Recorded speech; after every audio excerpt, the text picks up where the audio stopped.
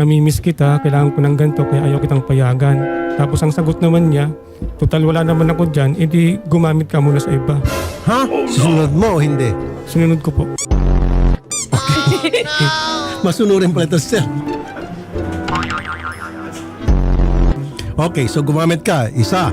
Tapos ulit, tumawag ko ulit sa kanya. Nasundan pa ng tawag sa kanya at sinabi mo ulit yung... Bago pa ako gumamit nun, nakatatlong sabi po ako sa kanya. Kaya ko naman po ginawa yun, nakala ko po kasi may basbas yun sa kanya.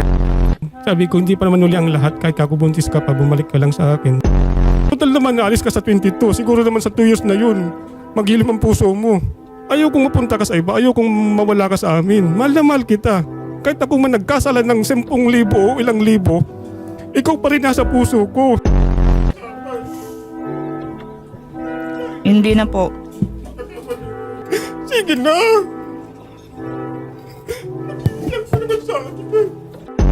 Mga netizen natin na gusto pa rin ituloy yung mag-date siya. Payag ako. Di ba okay ba sa'yo, ma'am? May mag-date sa kanya sa Sofitel at sa Spiral.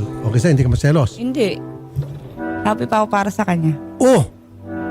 Hindi ako enjoy niyan kasi kung mag-enjoy ako kung ikaw ang kasama ko. Ikaw naman lumagay sa kalagayan ko. Ikaw ang mahal ko tapos ang ididid ko iba.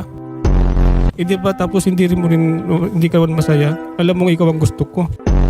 Tapos isasama ko yung iba. Sa piling mo, mag-enjoy ba ako niyan? Hindi, di ba? Kanta po ni Lani Hall, I don't want you to go. Sige sir, sampulan nyo. Hindi ko pa alam yung lyrics. Pero yun pang gusto ko sa kanya. Pero yun na yun. I don't want you to go. Here I am. I don't want you to go. Ayun.